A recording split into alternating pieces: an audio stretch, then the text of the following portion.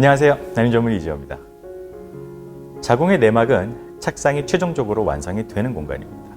아무리 좋은 씨가 있더라도 척박한 토양에서는 성공적으로 뿌리를 내리고 성장하기 어렵기 때문에 배아가 착상해서 뿌리를 내리게 되는 공간인 이 자궁 내막에 좋은 환경을 유지하는 것은 매우 중요합니다.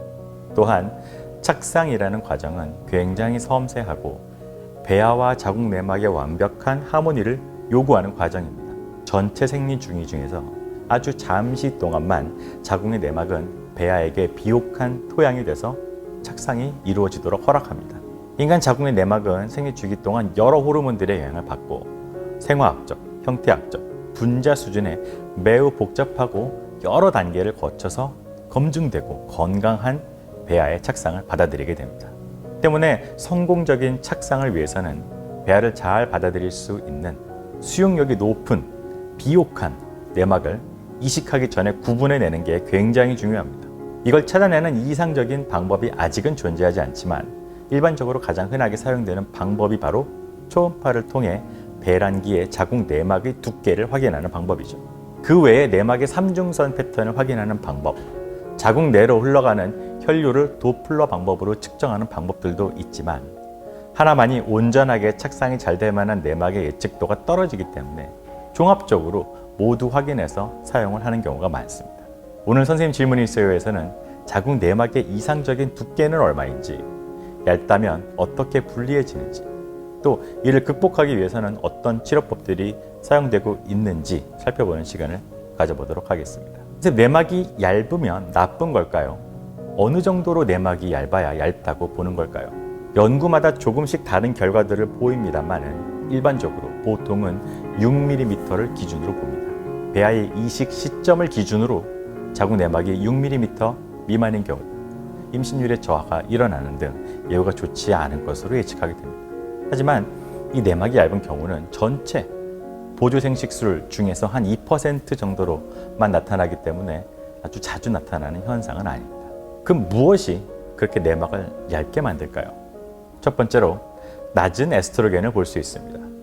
하지만 정상적인 생리 주기에서도 에스트로겐은 증가와 감소를 계속 보이면서 내막 두께에 변화를 줍니다. 문제가 발생하는 시점은 난포가 잘 자라지 못해서 에스트로겐의 증가가 있어야 할 시기에 그러지 못하면 이것은 얇은 자궁 내막으로 이어집니다. 하지만 에스트로겐으로 인해서 내막이 얇은 이 현상은 내막 자체의 문제가 아닌 외부 요인으로 인한 것이기 때문에 과배란 유도와 같은 치료를 진행을 해서 성공적으로 배란이 유도가 되기만 한다면 저절로 대부분 해결이 되는 부분이기 때문에 그렇게 생각하시면 되겠습니다. 두 번째로 자궁 내막 세포 자체의 손상을 들 수 있습니다. 에스트로겐의 농도는 정상적으로 유지가 되는 이 상황에서 M에도 불구하고 내막이 얇은 현상으로 내막으로 자라나야 할 그 기저세포, 내막 세포를 발생시키는 근원이 되는 그 세포들이 손상이 생기는 경우에 내막이 얇아집니다. 이렇게 손상을 받는 기전으로는 반복적인 자궁 내의 물리적인 자극, 예를 들면 내막을 긁어내는 소파술 등이 있고요. 그 외에 감염으로 인해서 만성적인 염증으로 인해 세포들이 손상을 겪을 수도 있습니다. 세 번째로는 자궁 내로의 혈류의 감소가 있습니다. 흔하진 않습니다만 이 내막으로 흘러가는 혈액 양의 감소로 내막이 얇아지는 경우가 있습니다. 이는 초음파 등을 사용해서 혈류를 확인하는 방법 등으로 알 수가 있고요.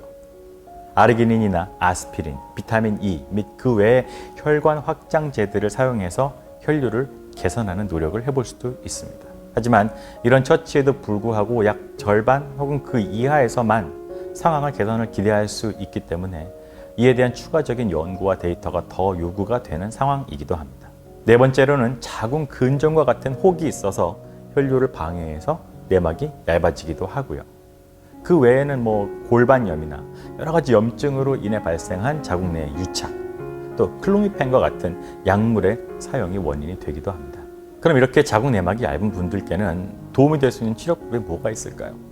먼저 저용량 아스피린이 있습니다. 저용량의 아스피린이 내막에 어떤 영향을 미치는지 대해서는 의견이 분분합니다.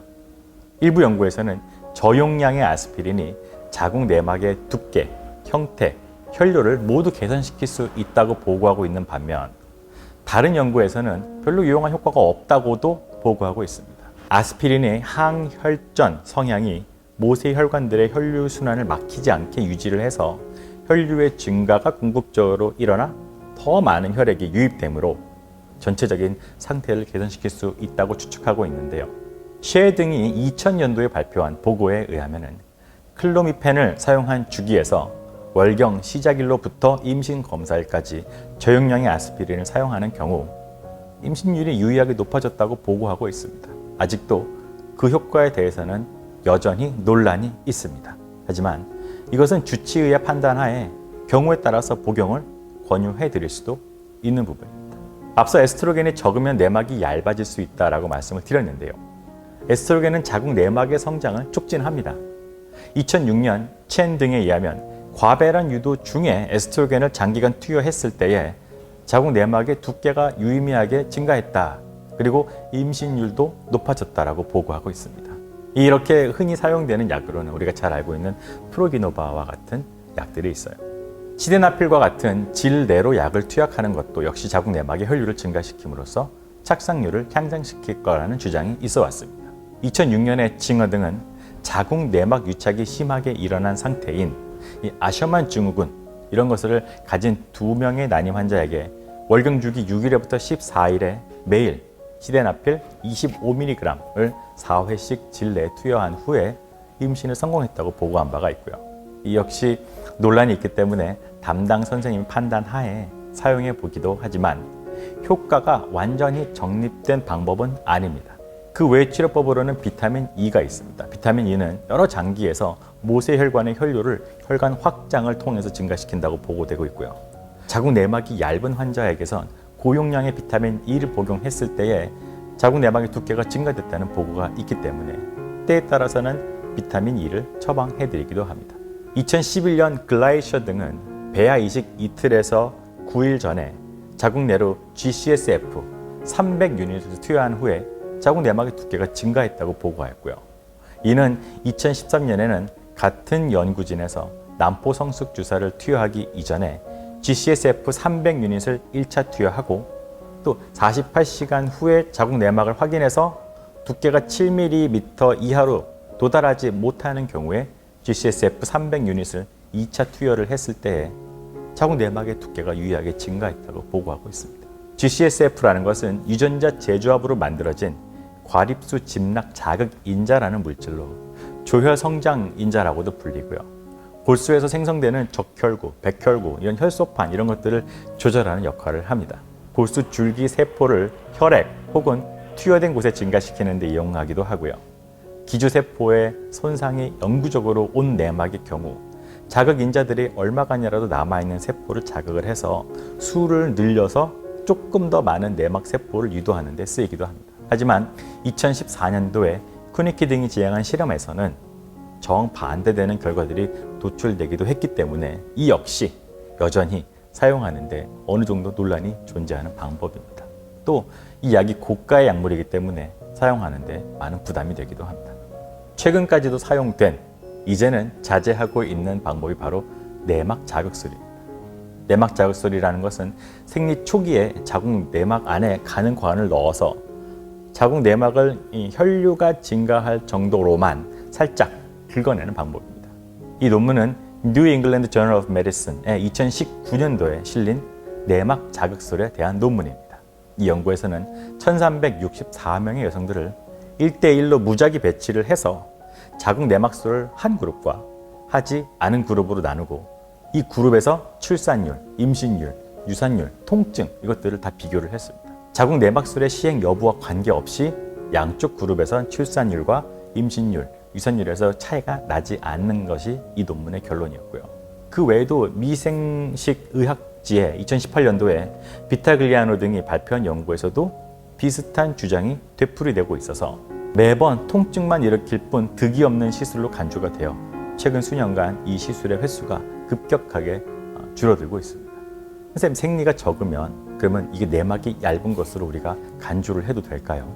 생리양의 변화, 이 생리양의 변화가 특히 줄어드는 변화로 내가 앞으로 임신할 수 있는 확률이 줄어든다고 생각하는 것은 틀릴 가능성이 높습니다. 내막이 얇은 분들은 다음 치료할 때 적은 양을 경험할 수도 있지만 내막이 충분히 두꺼워진 상태에서도 종종 생리양의 감소를 경험하기도 합니다. 이 증상 단 하나만으로 내막의 변화를 예측하는 것은 굉장히 부정확하고 틀린 결론에 도달하게 될 가능성이 존재하기 때문에 생리양에 약간 변화했다고 해서 너무 걱정하실 필요는 없습니다. 선생님, 착상이 잘 되게 하기 위한 자궁 내막의 두께는 얼마쯤 되는 게 좋을까요? 착상을 위한 이상적인 두께는 한 7에서 8mm 이상으로 알려져 있습니다.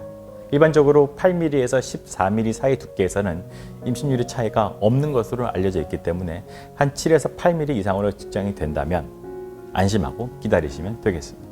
선생님, 저는 내막이 좋지 않다고 말씀하신 6에서 7mm 사이에 애매하게 측정이 되는데 이번 주기에 이걸 이식을 진행을 해야 될까요?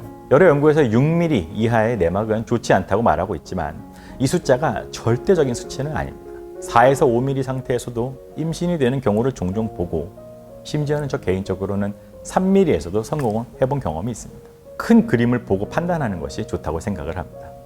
두께는 충분히 미치지 못하지만 패턴이 좋은 경우 오히려 임신에 더 유리하게 작동한다는 결과들도 있고요. 배아가 충분히 건강하다면 두께와 임신 성공 간에는 큰 관련이 없을 수 있다라고 주장하는 연구들도 있습니다. 좋은 내막을 진단하기 위한 여러 가지 방법들이 개발이 되고 있는 실정이기 때문에 너무 두께 한 가지에만 연연할 필요 없이 다른 조건들이 좋다면 약간 부족한 두께의 내막이라도 개인 상황에 따라서는 얼마든지 담당 의사와 상의해서 시도해 볼 수 있습니다. 선생님, 저는 한번 내막이 얇게 진단이 됐어요. 그렇다면 앞으로는 계속 얇은 상태로만 유지가 되는 걸까요? 반드시 그런 건 아닙니다. 자궁의 내막은 생리주기 전반에 걸쳐서 얇은 시기와 두꺼운 시기가 둘 다 존재합니다. 내막은 그만큼 다이내믹한 코스를 겪는 조직 중에 한 가지고요. 내막의 두께는 배란 시기에 맞추어 검사를 해서 얇다, 두껍다 결정을 해야 됩니다. 한참 생리를 하는 중이거나 생리가 막 끝났을 때에 초음파로 두께를 측정해달라 하시는 경우에는 당연히 내막이 정상적으로 얇다라는 진단을 받을 수밖에 없습니다. 이런 분들은 배란기에 초음파를 다시 시행해 보시면 두껍게 잘 회복이 되어 있는 경우를 많이 볼 수 있습니다.